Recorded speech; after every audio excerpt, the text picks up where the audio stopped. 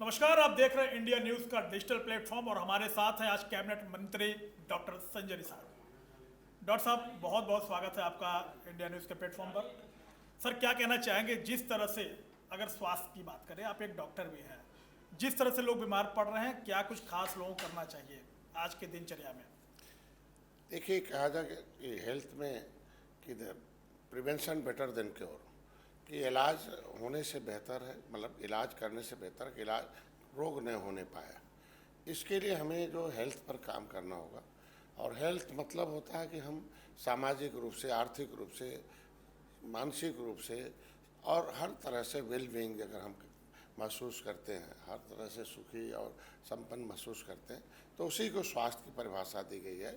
ये हम नहीं कहते, WHO के द्वारा। तो हम खाली शरीर को देखते हैं कि शरीर स्वस्थ रहे, लेकिन चारों तरफ का जो वातावरण है अगर हमारा सही नहीं रहेगा तो शरीर जिसमें रहना है, जिस घर में रहना, जिस समाज में रहना, जिस देश में रहना है, जिस परिस्थिति में रहना है, तो ये जो सोशल सामाजिक जो असमानता है ये भी एक बीमारी का कारण है, क्योंकि जो शरीर पर चिंतन का जो असर पड़ता है वो बहुत मायने रखता है। तो पता चला जो बेरोजगार हो गया, फिर पता चला उसके पास कुछ है नहीं, घर नहीं है, लोगों के पास कुछ नहीं, तो ये जो मानसिक रूप से डिस्टर्ब वो फिर शरीर पर भी असर पड़ता है। फिर उनका कितने लोगों के पास माल न्यूट्रिशन है देश में, यही अनाज गोदामों में सड़ रहा था, कभी भूखों मर रहा था।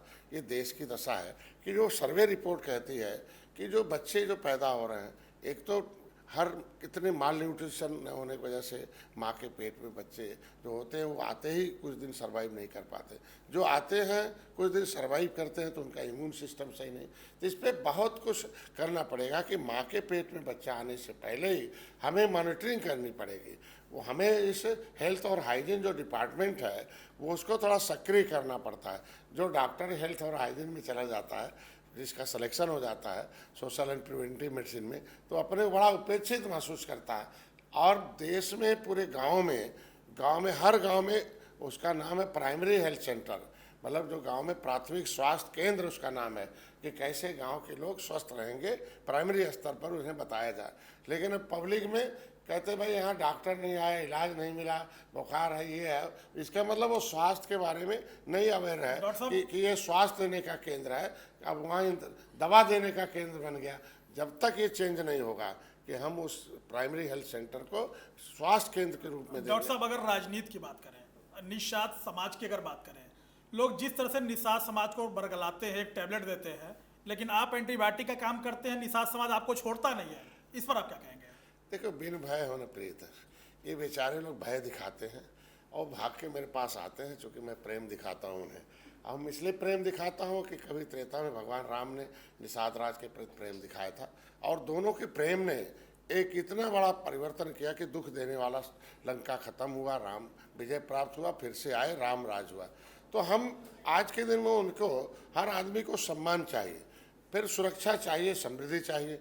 आज जहाँ जहाँ भी था, मुगलों ने भाई सम्मान कभी त्रेता में मिला था भगवान राम के साथ, फिर मुगल आए, अपमानित हुए, सीधे लड़ाई लड़ा मुगल, अंग्रेज आए, अपमानित हुआ, फांसी चढ़े गए, इनको क्रिमिनल कास्ट घोषित कर दिया, जमीन जायदाद दे दिया। फिर पिछली सरकारें भी इन्हें अपमानित करती रही। सम्मान देने का काम संविधान में है, संविधान से सम्मान मिलता है दलित भाइयों का। एक सूची बनी संविधान में कि इनके बच्चों को सुरक्षित रखा जाएगा, तो उस सूची में लेदरमैन, वाशरमैन, फिशरमैन, मझवार, गौड़, तुरैया, खरवाल, बिरलाल, खरोट, कोहली, 7 नामों से। लेकिन जो नेता हैं जिनको आप बोल रहे हैं टैबलेट खिला के उन्हें भरमाते हैं, वो नेता सपा बसपा कांग्रेस में रहे, इनका संविधान में मिला हिस्सा लुटवा दिया। जब लुटवा दिया तो उनकी बात क्यों मानेंगे? थोड़ी देर मानते हैं, जब सही बात मानते हैं उनसे छोड़ देते हैं। तो आज के दिन में मैं उनकी लड़ाई लड़ रहा हूँ, मैं उनका वकील हूँ, प्रधानमंत्री माननीय मुख्यमंत्री 24 तक जो जगा रहा हूँ, उन्हें किताब लिखकर, सही 13-14 किताबें लिखकर 24 घंटे मेरे पूरे परिवार के साथ, पूरे निषाद पार्टी के कार्यकर्ता 24 घंटे एक ही काम है, इन्हें जगाओ, सही बात बताओ और उन्हें रास्ता दिखाओ और उन्हें लड़ने की शक्ति दो, एकता की शक्ति दो, ये मेरा काम। डॉक्टर साहब, ऑपरेशन सिंदूर में हमारे फौजी भाइयों ने पाकिस्तान में घुस के वहां के आतंकवादियों को मारा, उस पर भी राजनीति चालू हो गई। जिस तरह से सैनिकों के सम्मान में तिरंगा यात्रा निकाला गया, उस पर भी अखिलेश यादव ने कमेंट किया, क्या कहना चाहेंगे आप? देखिए, पाकिस्तान मुस्लिम भाइयों ने सोचा था कि पाक स्थान है, बड़ा शुद्ध स्थान है, लेकिन जब चले गए एक भरम में बेचारे अब वहाँ बेकारी लाचारी है। एक जो इस्लाम धर्म के मानने वाले लोग हैं, जो राजनीति जो यूपी में जो राजनीति हो रही है, जो अखिलेश यादव राजनीति कर, उस पर सर क्या मैं कहेंगे? वही कह रहा हूँ कि आज जो एक तुष्टीकरण की नीति है, जो तुष्टीकरण की नीति कांग्रेस ने अपनाई, सत्ता से दूर हो गई। तुष्टीकरण की नीति सपा ने अपनाई, सत्ता से दूर हो गई। क्योंकि देखो, मुसलमान को भी मरने के बाद स्वर्ग नहीं चाहिए, अभी स्वर्ग चाहिए, और संविधान उन्हें डॉक्टर, इंजीनियर, अधिकारी है। तो आज के दिन में उनके समय, तो आज के दिन में ये जो सिंदूर ऑपरेशन है, भारत बुद्ध का देश है, हम युद्ध नहीं चाहते हैं, हम अशुद्ध लोगों को शुद्ध करने के लिए आए हैं। हम युद्ध से ढेर सारे लोग आज के दिन में निरीह लोग भी मरते हैं, लेकिन हमें जो वाकई में सिंदूर उजाड़ा है, उसे अगर प्रोग्राम बनाया सेना ने तो आतंकवादी ठिकानों को नष्ट किया, आतंकवादियों को मारा, और उसमें विपक्ष ने साथ दिया और कहा भी। लेकिन जब लगा कि नहीं, इस राष्ट्रवाद और इस कामयाबी में सेना ने जो शौर्य दिखाया और मोदी जी ने निर्णय लिया, वो काबिल तारीफ है, दुनिया में तारीफ होने लगी। तो इनको लगा कि हो अब तो दुनिया में मोदी को जय जयकार होने लगा। तो अब इनको लगा कि देख रहे हैं कि अब हमें वोट नहीं मिलेगा, तो वोट नहीं मिलने की वजह से अब पाकिस्तान की वकालत करने लगे लोग कि एक मुसलमान भाई खुश हो जाएंगे जो सपा को वोट दे देंगे, और कुछ नहीं है। ऑपरेशन सिंदूर में जो भी ये लोग बयानबाजी कर रहे हैं, वो माना जाएगा कि पाकिस्तान के अपरोक्ष रूप से प्रवक्ता के रूप में काम कर रहे हैं, और उसे जनता जनार्दन जैसे अगले इलेक्शन में उसका जवाब जनता इन लोगों को देगी।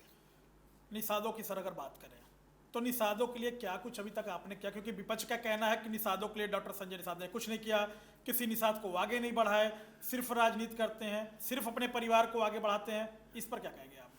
विपक्ष ने कुछ किया, और विपक्ष का काम है कि अपने किए हुए कार्यों पर अब गर्व करना चाहिए, कहना चाहिए कि मैंने ये किया है। विपक्ष को कहना चाहिए कि निषादों के लिए मैंने एक पॉलिसी बनाई, निषादों को मैंने कैबिनेट मंत्री बनाया, मंत्रालय लग गया, बजट दिया, कोई एक चीज़ तो गिना दे।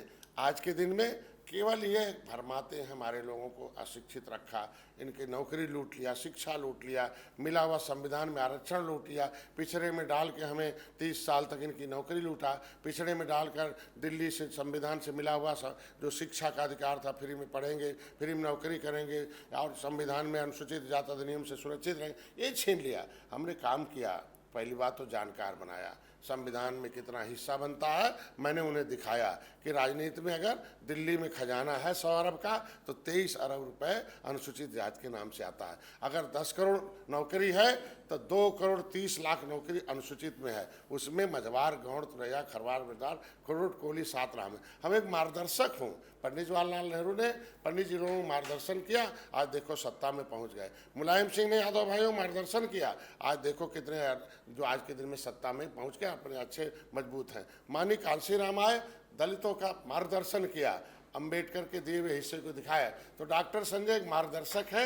मैंने 13-14 किताबें लिखकर मार्गदर्शन किया, हजारों कार्यकर्ता रोज गांव में जाकर काम कर रहे हैं। दूसरा, ये जो गद्दी पर बैठने वाले ठग बेईमान थे, इनको धोखा दे रहे थे, वोट लेकर झुआ भर वोट को पौआ पिला रहे थे और पाँव में रख रहे थे, इन्हें सत्ता से बाहर किया। कांग्रेस को 0 हो गए, सही पंजा हाथी 0 हो गई, पंजा 0 हो गई, और साइकिल हाफ हो गई, अब भाजपा 7 हो गई, इसलिए इनको दर्द हो रहा।